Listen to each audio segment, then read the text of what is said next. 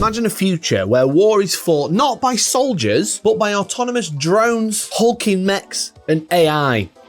I know, horrific. This is Hardwar, or Hardware Warfare, and this game is actually on Kickstarter right now, and it is being run by Modiphius, and it actually ends this week. So if you are interested in this game and anything about this video excites you about this game, I'd definitely take a look at the links in the description right now. Thank you very much to Modiphius for sponsoring this video, and let me tell you a little more about Hardwar.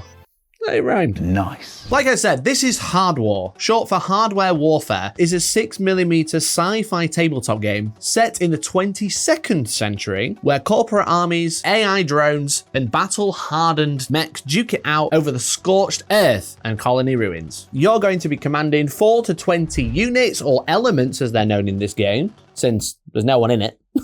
In skirmishes filled with strategic movement, smart weaponry, and explosive firepower. Think fast, shoot faster. Hardwar is designed for quick games with a lot of tactical bite. And I was very lucky to play this game early at the UK Games Expo a few months ago with Jamie, one of the team at Modiphius. And today I'm going to tell you a little bit why you should care about this game and how I've never really been a fan of tiny scale war games until I tried this one. Here's roughly a very quick overview of how it works. As I said, you have an army or a squad of elements in this game, and each element has an array of profiles. It's got mobility, firepower, defense, armor, and the total damage it can withstand. And combat is quite straightforward. You're going to be rolling d12s in this game and trying to outmaneuver, outpace, and outshoot your opponent across the battlefield. You're going to be able to use cover and terrain to your advantage to hide from line of sight, and then choose actions such as shoot, move, guard, or go all in with a devastating full strike.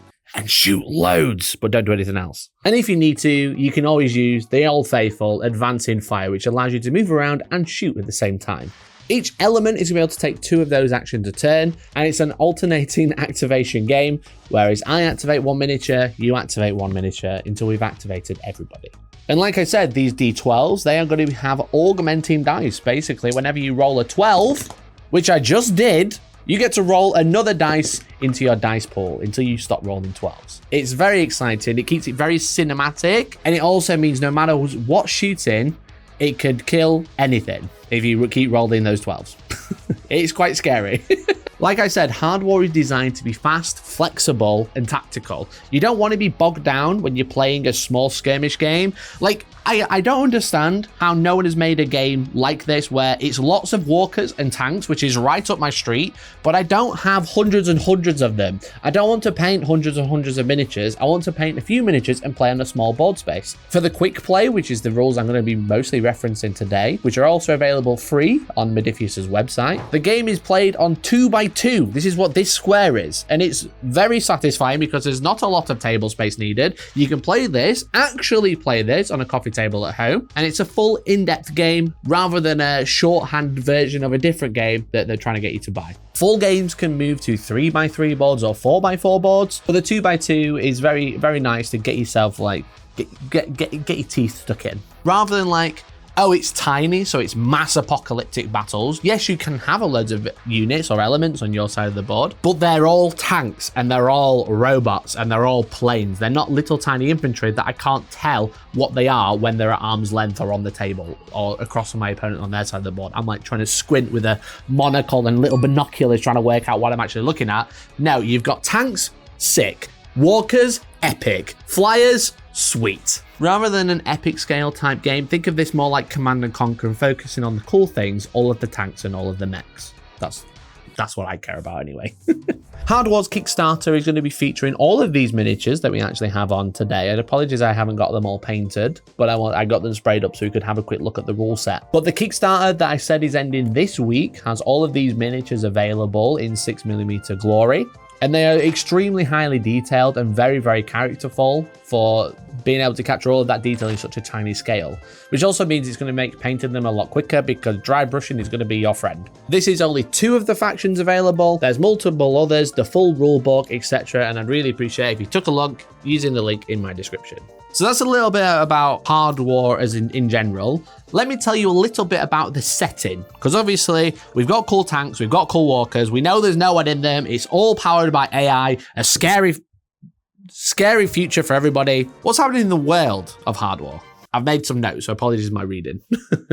So the main thing with Hardwar in the 22nd century is that climate change hit hard. We're talking 20-meter sea level rise. Whole cities like New York, Venice, and Mumbai are all underwater. Bangladesh is basically the new Bengal Sea, and it wasn't pretty. There were storms, droughts, food shortages, and just a mess. A bleak future, you could say. Just me having an existential crisis reading this. It wasn't all bad though. Siberia turned into a farmland, the Amazon bounced back, and a bunch of humanity bailed to space because, you know, let's set the world on fire and then leave. And while all of the local governments were slowly collapsing, corporations and mega corporations took over quite quickly. Europe was bought out by its own corporate council. The United States, completely gone. It's now 14 micro nations. And China is still huge, but there's insane AI-powered surveillance systems there. Sorry, what year is it again? Meanwhile, in space, there's colonies on Mars and the moon. And Mars, of course, declares independence away from it all. And they're like, you know what? I'm out, boys. With all of this comes a lot of war. But the great thing about war in Hardwar is that when you have soldiers that don't sleep, don't have lunch breaks, they can just crack on. Everybody's fighting all of the time. And it's funded by both sides. It's all just for profit. So all of these AI-powered elements are just fighting over whoever's 401k is highest by the sounds of it. So it's not about nations at this point, it's about corporate greed and corporate warfare, and that leaves us with Hardwar, the game. And speaking of the game, how does a turn work in Hardwar? Let me tell you a little bit about it. Like I said, each element has 6 stats. Class, which is essentially the size and the cost of the unit, and it also represents how much damage it's going to be able to take before you are removing it from the game. Mobility or movement, essentially how far it can go, all in inches. Firepower, which is how many dice you're going to be rolling when you are shooting, whether this is maximum because you've stood still and you just want to shoot your opponent, or a lot of the time, especially in the quick play rules, you're going to be moving and shooting and using advancing fire, where you're going to be able to move your mobility stat and then shoot at half the firepower rounding up. Armor, which is your passive defense, and then defense, which is the number of dice you're going to be rolling when you are taking shots. And then you're going to have a bunch of abilities on the bottom, things like XMG, which is going to reduce the amount of defense dice your opponent's rolling, and then bracing mass, which is actually just going to allow you to move and shoot at full firepower, no problem. Longineers, let's go. And like I said, combat uses d12s with augment dice. So essentially, whenever you're rolling dice, whether you're attacking using your firepower or using your defense to try and defend that firepower coming in, if you roll a 12, you're going to be able to essentially explode, and you're going to be able to roll an additional d12 into your pool. And you're going to keep rolling until you run out of d12s, and as is your opponent, whether you're shooting or defending. Normal firepower, 12.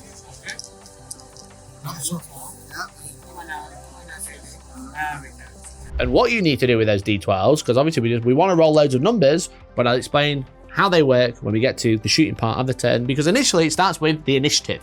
At the start of a turn, each commander will add up how many elements they have remaining, and the person with the least amount of elements will take the first turn. And if it's timed, you're going to be rolling a d12, as you'd expect. When you activate an element, each element has 2 actions to choose from. Like I said, I'm mostly referencing the quick play guide, but I am going to be delving into some of the more advanced rules that are also coming from Modiphius when the full Kickstarter is out. If you want to watch this video and have the quick play guide open, that is more than ideal, because you can actually check the rules that I'm referring to. So what are the actions you can take as an element in this game of Hardwar warfare? Movement.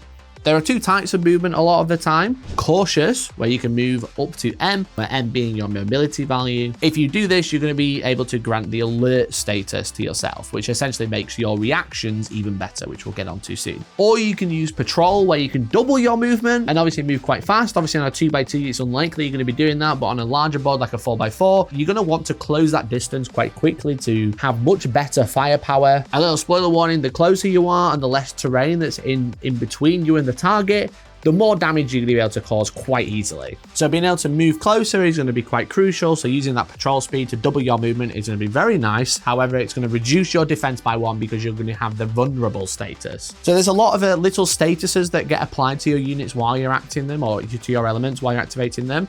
They are all cleared at the end of the round, but it's just something to be aware of. Rather than just like, I just move, there are different ways you can move, which can either make you better or worse, depending what benefits you want. Move faster, become more vulnerable, play more cautious, be better at reacting, you know? Keep your eyes open while you're moving around. One of the other main actions is shoot, obviously. You're going to be wanting to take down your opponent. You're going to be fighting over objectives in the board. You're going to be trying to kill each other a lot of the time. Your mech's going to shoot their mechs. Your plane's going to shoot their planes. And your Longinus is just going to take out everybody. Also, this tag is my favorite, by the way. He's very cool. But essentially, what you're going to be doing, my unit versus your unit. What is the difference in distance, for example? Let's say the distance is 10 inches between you, your two mechs. Let's say the Ranger's shooting Boris, because funny.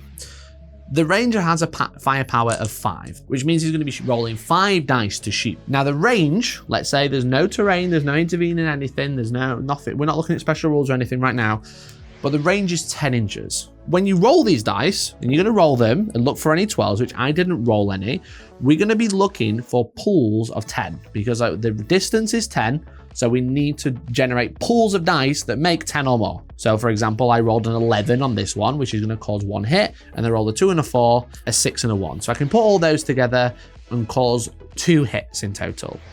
Now Boris has a defense roll of 4. When Boris rolls those defense dice, they're not looking to score totals, they're looking to roll the same results that you did. For example, if Boris rolled a 4 and I rolled a 4, Boris's defense roll would deny one of the Rangers 4s to hit. So they just remove that dice. So when you roll in defense, you're just looking for the results on the dice, and if you match any, you cancel them. Whereas the attacker is rolling dice and trying to, after removing the defense roll's results, making pools of that distance of 10. So it's kind of like a little battle of the dice as well, rather than just being like, oh, I've hit, you roll your arbitrary save of 6 up for us, for example, a 50-50 save, and you just completely ignore the damage. This is a case of rolling the dice, and then what your opponent is trying to roll the same results as you. And I've just chucked one on the floor. Damn it.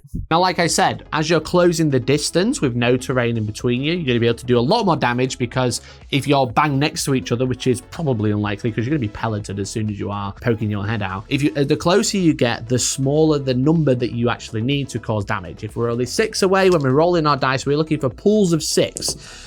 Now, if we get multiples of the same number, for example, if I roll 2 9s, and let's say I needed 10, I can put those 2 9s together and obviously cause an 18. That is more than 10, so it's going to cause 1 damage. However, because I've rolled a double in that small pool, a double will cause a critical hit, which will cause an extra point of damage. So no matter what your number is compared to what you're looking for these pools, and each pool will cause a point of damage.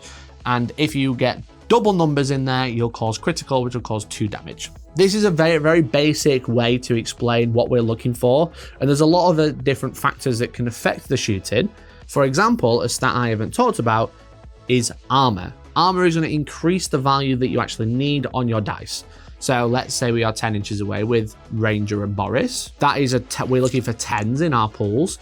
Now Boris has an armor of 3. That is just going to increase the number that you need, or the pools you need, by 3. So rather than needing 10s, you're actually going to need 13s. So this is how they differentiate like how tough a different unit is. So you might have something that's quite nimble and quite fast, but its armor value will be quite low.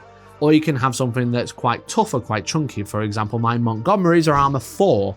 So they're a little bit tougher than my Ranger, but they don't quite have as much firepower. So they're more about sticking around rather than doing all the damage like the Ranger would. Now, there are other modifiers that we are actually looking at, because if we pass through terrain, that is going to cause a problem when we are trying to shoot as well. For example, if they are partially behind cover, you're going to increase the number you need by 1. So for example, 10 inches, 3 armor, a little bit of cover, that's going to make it 14 rather than 10. Or if they are completely behind cover, and they're very hidden, they're going to add 3. It's going to go from a 10, plus 4 for the armor, plus 3 for the terrain. Now your pulls are 17. Bugger, I missed. And that's not even including rolling those defense rolls, which are going to try and cancel out the results you get. Now, if you are at a long distance, you are shooting out of sight maybe, because that is also an option with these tanks. It's the future. Of course, they have AI-controlled rockets. You can actually spend both of your actions to do an aimed shot, where you're going to take your firepower and add 2 extra dice into that pool, and just try, instead of moving and shooting and then shooting, for example, or doing anything else with your turn, you just really want to annihilate something. Maybe it's quite long range, because again, Distance is essentially unlimited as far as I'm aware. You're just looking for those high pools of numbers. You can go, I'm going to take an extra 2d12 and I roll a double one. Cool. Now the final actions is one known as guard, which is essentially bank an action for later, so if someone shoots you, you can shoot straight back, which will be at half your firepower value unless you have alert. Like we said, if we're doing our little normal cautious moves, we can move, bank a reaction. If you are shot, you can shoot straight back at full firepower, which is obviously going to be quite crucial. You could like put yourself into a position, someone comes over and shoots you, and then it's like, oh, well, I actually have the alert status and I have way more shots than you, so I'm just going to shoot you straight back. Or you can do any other ones like reload, self-repair, smokescreen, which are obviously all special rules for each unit. And then we're going to be taking it in turns for each element until we've both activated all of our elements. And then we're going to go into the situation update, which is essentially remove mate tokens and conditions, etc., like guard, vulnerable, smokescreen. And then we're going to check over the mission conditions, depending what mission there is. Obviously, a lot of them are based on killing each other, because that's kind of how the corporations win, because they keep wanting to sell weapons of warfare to each other, you know. But also there are some missions where you're trying to defend certain objectives or claim certain objectives. So at the end of each round, you're going to check to see the victory conditions to see if either of you have won or just score points. And then after that, everybody will reactivate, we'll start again, a new turn begins. And that's a general flow state of how Hardwar will play. Like I said, you don't have a lot of units on the board, but all of them feel quite powerful. And you don't have little ones that aren't doing anything. Like I said, if you're a big fan of big sci-fi tanks or mechs or flyers and stuff like that, or there's a little bit of sci-fi warfare that can fit in a very, very small carry case and play in a very, very small table space, which I actually really appreciate. Like I said, 2025 is the year that I'm trying lots of new games out. So games that aren't massive are really appealing, especially something as small as this. I had a great time when I played Jamie from Modifius at UK Games Expo. It was a game that I wasn't super sure on initial viewing, but as soon as I saw the miniatures and as soon as I had a good understanding of how the dice work, which is the most complicated thing, but also I love rolling dice, and I love rolling dice to look for, see if I rolled anything else, I can roll even more, and like putting them into little pools to make myself, make sure I've like got enough hits to kill something. It's really, really fun, and I'm really excited to try some more out. I really like all of the miniatures, the paint schemes on the Kickstarter are really nice. I've already started trying to paint my own with this like cool pinky yellow effect of this side, which looks really, really good. The Consortium Security Squadron has definitely spoke to me, but also I love Boris. We just can't stand Boris in chat. It is on Kickstarter right now, but it does end this week. And not to do the whole FOMO thing, but when this video goes out, the campaign has already funded, so it is going ahead. And Modifius isn't exactly a small company that's never done anything before. They're famous for all of the Fallout miniatures games, the Skyrim miniatures game. They are well known within the industry, so this is definitely a Kickstarter that you can trust, in my opinion. And I'm very excited to see what they do with Hardwar in the future. It's definitely one that caught me off guard in terms of something that I would really enjoy, but I do really, really like the mechanics of this game, and I'm very, very excited to play some more. So if you'd like to check it out yourself, make sure you use the link in the description if you haven't already, and have a look at the Kickstarter, maybe back it. And if you are watching this past the end date, maybe you can look at the late pledges, or even go directly to Modifius' website, which have all been linked in the description. Thank you very much to Modifius for sponsoring today's video. Thank you for trusting me to have a look at your game and showcase it to all of you at home. I think Modifius are a great company, and it's been very fun to work with them. So hopefully you can help me out by taking a look at the description and have a look at Hardwar today. So thanks for watching, thanks to my members, and hopefully I'll catch you next time. Bye!